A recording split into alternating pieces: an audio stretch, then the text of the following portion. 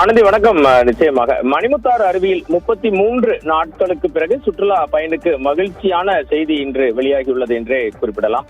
திருநெல்வேலி மாவட்டத்தின் மிக முக்கிய சுற்றுலா தலமான மணிமுத்தாறு அருவியில் நீண்ட இடைவெளிக்கு பிறகு இன்று முதல் சுற்றுலா பயணிகள் குளிப்பதற்கு வனத்துறை அனுமதி வழங்கியுள்ளது. கிறிஸ்துமஸ் விடுமுறை தினமான இன்று இந்த அறிவிப்பு வெளியாகியுள்ளதால் சுற்றுலா பயணிகள் மிகுந்த உற்சாகமடைந்துள்ளனர். ஆனந்தி, களக்காடு முண்டந்துறை புலிகள் காப்பகம், அம்பாசமுத்திரம் வனக்கோட்டத்திற்கு உட்பட்ட மணிமுத்தாறு அருவியில் கடந்த நவம்பர் மாத இறுதியில் பெய்த கனமழை மற்றும் மேற்கு தொடர்ச்சி மலைப்பகுதிகளில் ஏற்பட்ட வெள்ளப்பெருக்கு காரணமாக தண்ணீர் வரத்து அபாய கட்டத்தை தாண்டியது. இதனால் பாதுகாப்பு கருதி சுற்றுலா பயணிகள் குளிக்க தடை விதிக்கப்பட்டிருந்தது.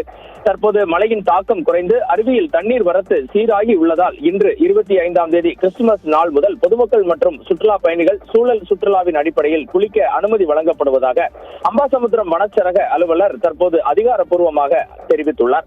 மணிமுத்தாறு அருவி பகுதியில் கடந்த நவம்பர் 22ஆம் தேதி ஏற்பட்ட திடீர் வெள்ளப்பெருக்கு மற்றும் கனமழை காரணமாக போக்குவரத்து மற்றும் குளிப்பதற்கு தடை விதிக்கப்பட்டது. அன்று முதல் இன்று வரை சுமார் 33 நாட்களாக அருவி மூடப்பட்டிருந்தது.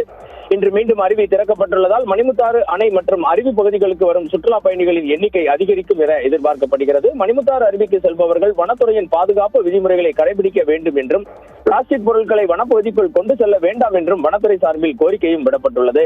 கிறிஸ்துமஸ் மற்றும் புத்தாண்டை முன்னிட்டு பள்ளிகளுக்கும் கல்லூரிகளுக்கும் விடுமுறை விடப்பட்டிருப்பதால் பொதுமக்கள் தங்கள் குடும்பத்தினருடன் சுற்றுலா தலங்களுக்கு மணிமுத்தாறு அருவி, அகத்தியர் அருவி போன்ற திருநெல்வேலி மாவட்டத்தில் உள்ள முக்கிய சுற்றுலா பகுதிகளுக்கு சென்று குளித்து மகிழும் வாய்ப்பு வனத்துறையின் இந்த அறிவிப்பால் உருவாகியுள்ளது. ஆனந்தி.